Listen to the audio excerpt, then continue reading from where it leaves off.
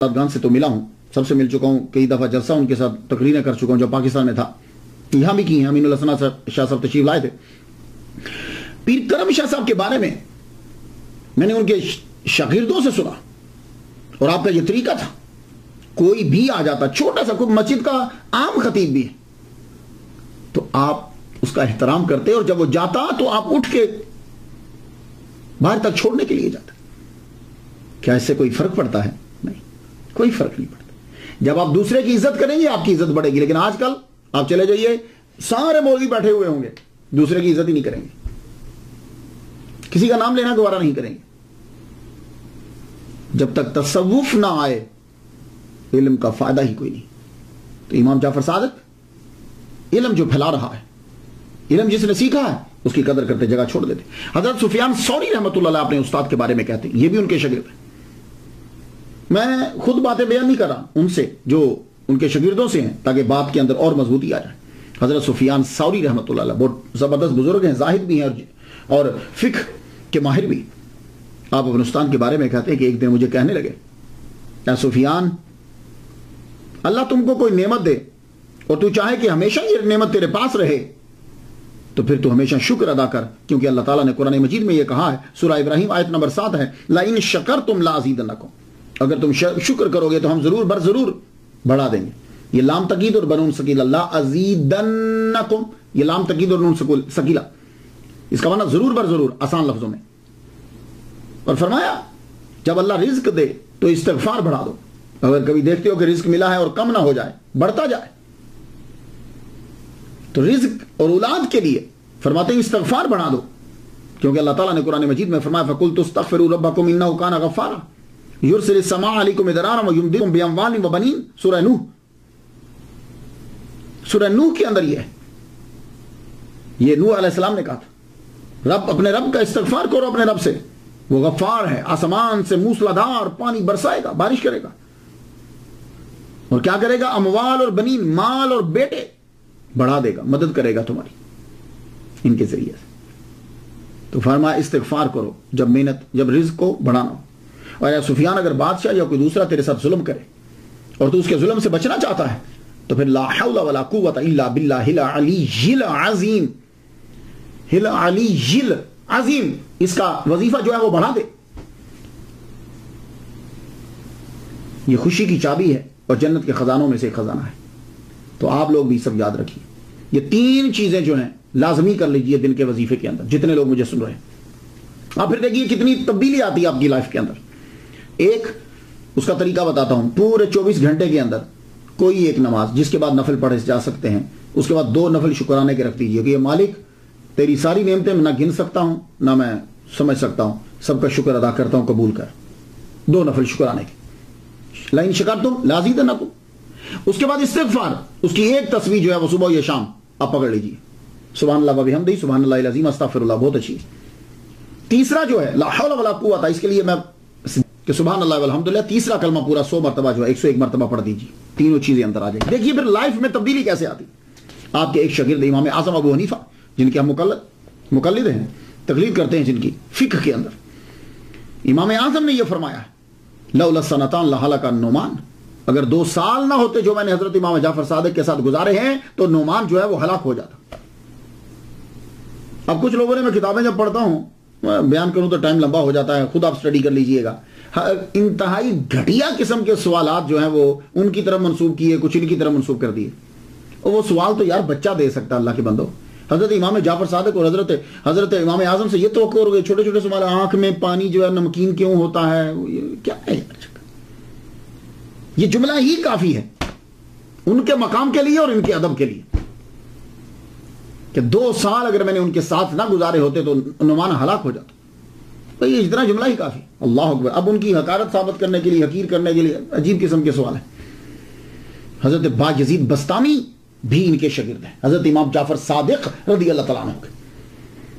باجزید Bastami تو جب سے ان کے پاس آئے، یہ ان کے ٹاپک میں آپ جا کے پڑھ لیجئے گا، ان کی ملاقات ثابت ہے، جب آئے تو آپ اتنا ادب کرتے تھے کہ استاد کے پاؤں مبارک سے اوپر چہرہ ہی نہیں اٹھاتے تھے۔ ایک مرتبہ حضرت امام جعفر صادق رضی اللہ تعالیٰ عنہ نے کہا باجزید سے، جاؤ وہ طاق سے ذرا چیز تو پکڑانا، کہا حضور طاق کدھر ہے؟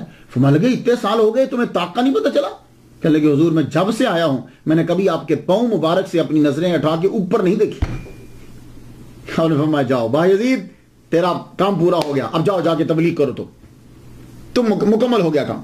تو با یزید بستامی بھی ان کے شاگرد. تو بس شاگردوں سے اندازہ لگا لیجئے کہ استاد کا مقام کیا ہے. ایک ان کے شاگرد ہشام بن الحکم ہے. انہوں نے امام جعفر صادق رضی اللہ تعالیٰ عنہ سے علم مناظرہ سیکھا ہے.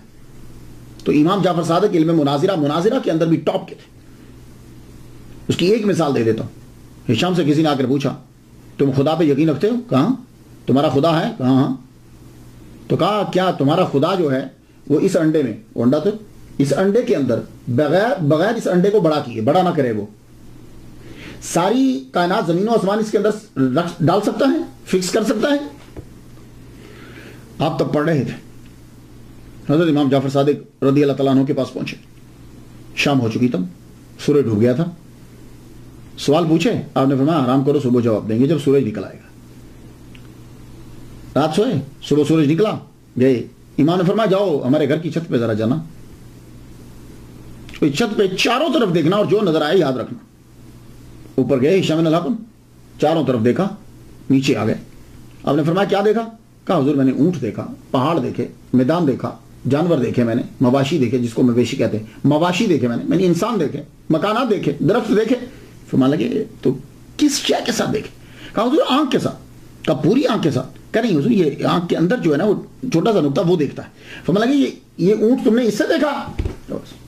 فرمایا تیرا جواب آ گیا اسی بات کے اندر. آنکھ کے اندر چھوٹا سا نقطہ ہے، یہ یاد رکھیے گا. تو فرمانے لگے کہ اللہ تعالیٰ نے یہ پیدا کی ہے آنکھ، اور اونٹ بھی اس کے اندر آیا، پہاڑ بھی اس کے اندر آئے، زمین بھی اس کے اندر آئی، مکانات بھی اس کے اندر آئے، درخت بھی اس کے اندر آئے. تو جو کائنات کا مالک اس آنکھ کے چھوٹے سے نقطے میں بغیر اس کو بڑا کیے اس چیز کو اس کے اندر بند کر سکتا ہے، تو وہ رب قادر ہے اس بات کے اوپر کہ انڈے کو بڑا کیے بنا زمین و آسمان اس کے اندر جو ہے فکس کر دیں. سبحان اللہ، کیا کہنے. تو امام جو کے ایک اور شاگرد دنیا کے اندر بڑے مشہور ہوئے، جابر بن حیان.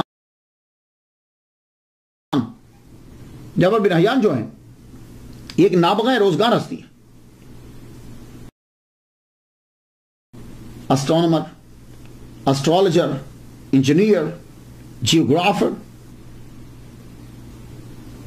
Philosopher, physicist, pharmacist, physician, chemist, alchemist. اور جب بھی کبھی گفتگو ہوتی تو امام جعفر صادق کا نام ضرور لیتے. کہتے یہ چیز میرے استاد امام جعفر صادق نے مجھے سکھائی. جب کیلشیم کا ذکر ہوتا، جس کو کیلشیم کہتے ہیں ہم اپنی کیلشیم کا ذکر کرتے، جب ایویپوریشن کا ذکر کرتے، اور جب کرسٹلائزیشن کا ذکر ہوتا، فرماتے کہ یہ سب چیزیں میں نے اپنے امام جعفر صادق رضی اللہ تعالیٰ عنہ سے سیکھی. تو یہ میں نے آپ کو چند چیزیں بتائیں کہ اس سے اندازہ لگا لیجئے کہ حضرت امام جعفر صادق رضی اللہ تعالیٰ عنہ کتنے قابل ہیں کہ دنیا کے عظیم لوگ ان سے علم سیکھنے کے لیے آ رہے ہیں. ان کی علمیت کا اعتراف صرف ہم نے نہیں کیا، مغرب میں کیا. ایٹن کولبرگ، یہ پروفیسر ڈاکٹر جو ہے یہ کولبرگ تل اویو میں 1943 کے اندر یہ پیدا ہوا ہے. 1972 میں تدریس اس نے شروع کی ہیبرو یونیورسٹی کے اندر. 4 سال بعد اس کی ترقی ہو گئی. 1 سال اس نے امریکہ میں بھی پڑھایا ہے. اس کی بہت سی تحقیقات ہیں کہ جس کا ترجمہ جو ہے وہ پرشین کے اندر بھی ہوا، ترکش میں بھی ہوا، اور عربک کے اندر بھی ہوا. اس نے حضرت امام جعفر صادق رضی اللہ تعالیٰ عنہ کے بارے میں یہ جملہ کہا ہے کہ انہوں نے 400 ایسے شاگرد تیار کیے کہ جنہوں نے دنیا کے اندر علم کو جو ہے وہ پھیلایا. ویسے تو بہت سے لوگ پڑھتے تھے لیکن 400 علمی سپوت دنیا کو دیے. اور فرانس کا ایک آدمی ہے کہ اس نے ریسرچ کر کے پی ایچ ڈی کی ڈگری دی حضرت امام جعفر صادق کے اوپر، اور اس نے یہ ثابت کیا. ٹاپک جانتے ہیں اس کی پی ایچ ڈی کے مقالہ کا ٹاپک کیا تھا؟ موضوع یہ تھا Jafar Sadiq is a great Muslim scientist and philosopher. امام جعفر صادق کی طرز زندگی کیسی، یہ ہمیں دیکھنا ہوتا ہے کہ یہ عظیم لوگ زندگی کیسے گزارتے. ان کے بارے میں، ان کے کردار پہ کیا لفظ شیئر کروں گا. بس یہ چاہتا ہوں کہ ذرا لفظ بلند ہو جائیں، بس ان کے کردار کو اپنا لیں، ورنہ گفتگو کرنے کی ضرورت ہے. اتنا ہی کافی ہے کہ امام باقر کے بیٹے ہیں، زین العابدین کے پوتے. سید سخی ضرور ہوتا ہے، یہ اس کی خاص علامت ہوتی ہے. سید کو یوز نہیں ہوتا، یہ یاد رکھیے. حضرت امام جعفر صادق رضی اللہ تعالیٰ عنہ مسجد نبوی کے اندر عبادت کر رہے ہیں. ایک آدمی جو ہے وہ سویا ہوا تھا, مسافر تھا, کہیں سے آیا ہوگا. تو آپ کو معلوم ہے کہ جب کوئی آدمی سفر پہ جاتا ہے نا تو وہ اپنی قیمتی چیز سب سے نیچے رکھتا ہے, اوپر نہیں رکھتا, سب سے نیچے, سامان میں سب سے نیچے رکھتا ہے. اس کی 1000 دینار کی تھیلی تھی, مسجد نبوی میں جب لیٹا تو اس نے وہ سب سے نیچے رکھ دی. اب رات کو کہیں اٹھا, پتہ نہیں کیا خیال آیا, اسے تلاش کرنے لگا تو نہیں ملی. آدمی سوتے ہوئے اپنی قیمتی چیز کو دیکھتا رہتا, نہیں ملی. بس اس نے ایک دم سے سوچا, چلو جی گم ہو گئی. نظر پڑی تو ایک بندہ بھی بیٹھا ہل رہا تھا, عبادت کر رہا تھا, اسی نے چرائی. کہنے لگا او, اب وہ جانتا تو ہے نہیں. کہنے لگا آپ نے میری تھیلی چرائی ہے؟ تو مان لگے تھیلی میں تھا کیا؟ کہنے لگا 1000 دینار. اور اچھا, ہاتھ اس کا پکڑا اور باہر لے گئے. مکان قریبی تھا.